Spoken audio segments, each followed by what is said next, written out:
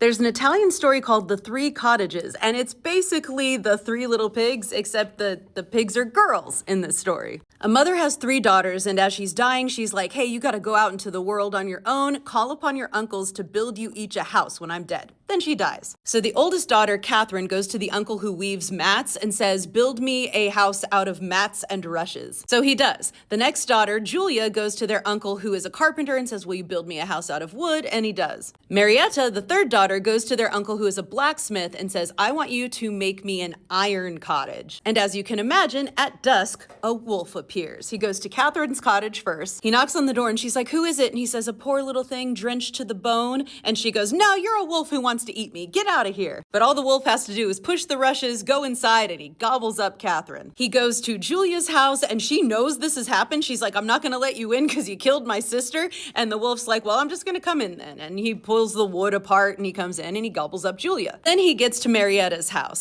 She won't let him in and he tries and rams himself against the iron house, but he breaks his shoulder. He goes to the blacksmith and he's like, your house broke my shoulder, so you have to fix my shoulder now. The blacksmith's like, I fix iron, not bones. And he's like, well, you're gonna fix mine, because wolf. So he does, with a hammer and nails, so ouch. Then he goes back to Marietta and he's like, you made me break my shoulder, but I still love you, Marietta, which is very abuser. He's like, let's go pick peas together tomorrow. And she's like, yeah, come to my house when you're ready. So the next day she goes out, picks peas by herself, comes home, makes some delicious pea soup. And when he shows up saying, time to go pick peas, she's like, oh, I already did. Can't you smell my awesome soup wafting out there? You can't have it. Next day, the same thing happens with picking lupins, which are a flower. The next day, he gets her to say she'll come out and pick pumpkins, but this time he goes out early, ready to get her. When she sees him and sees there's nowhere to hide, she hollows out a pumpkin that must be very big and hides herself inside the pumpkin, and he can't find her.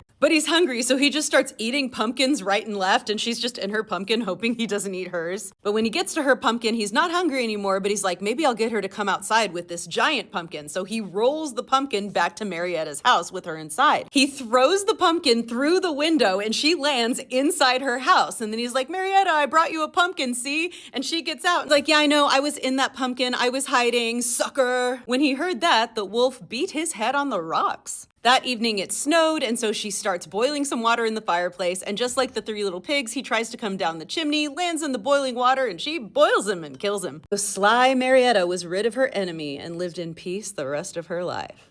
Satisfying ending. Sucks for Catherine and Julia, though. If you like fairy tales about 3 sisters, check out my book, Dust Spells, about 3 sisters based on the 12 Dancing Princesses, and my podcast, links in the bio.